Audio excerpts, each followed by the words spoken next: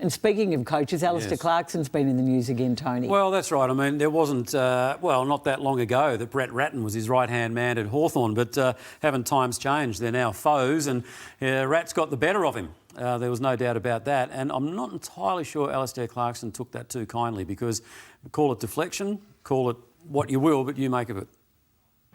Yeah, well, they were playing an interesting game where it's just like a game of keepies off, really, especially in the second quarter. I think they took 42 marks and kicked one goal. So they might be able to get away with it against us. From that point of view, they win a game of footy in terms of trying to win big games and score heavily. It'll be interesting to see whether that works for them in the long run. Oh, well, that's his comment.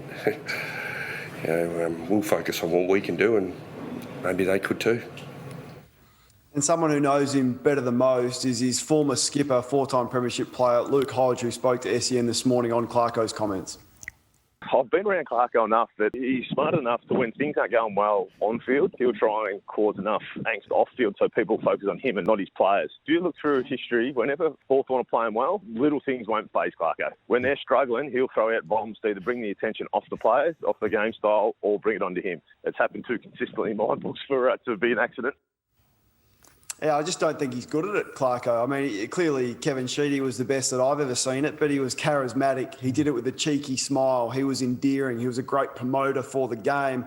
I think Clarko's doing it more for selfish reasons, while Sheeds could see the bigger picture. And to have a crack at Brett Ratten, I mean, they had 25 scoring shots, Lordo, and kicked 80 points in shortened games. So I just didn't get where the criticism was coming from. So just on the selfish reasons, what do you mean by that? Selfish in what regard? Well, I just think he's acting like a sook. He wants it because he's not coping with losing. And it's not the first time. He's had a crack at Papley for staging.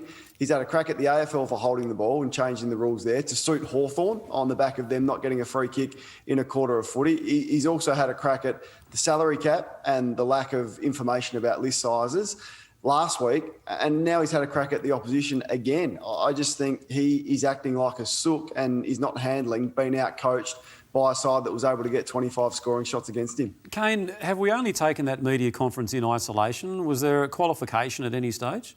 Oh, at the end of the press conference, Alastair praised the work that Brett, and, sort of said, I mean, he's clearly proud of Brett Ratten, and he made that point. And Alastair loves his assistants doing well. Remember, he pushed them to the Richmond change rooms and almost shared the Premiership Cup with Damien Hardwick back in 2017. I reckon he went and saw Craig Bellamy as well a few weeks later. In fact, he did the rounds, in fact.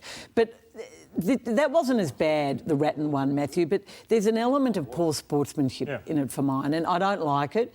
And I think Luke Hodge pointed to the reasons. You could almost put the tables back on him and say, Alastair, did you hurt that club's culture irreparably when you got rid of Sam Mitchell and Jordan Lewis, and maybe in the mind of Luke Hodge retired him a season too early? Because none of it worked in the end, did it? No, I'm with Kane. I think it's more his frustration with how his team's going than deflection, trying to take it off the players. He's a bad sport.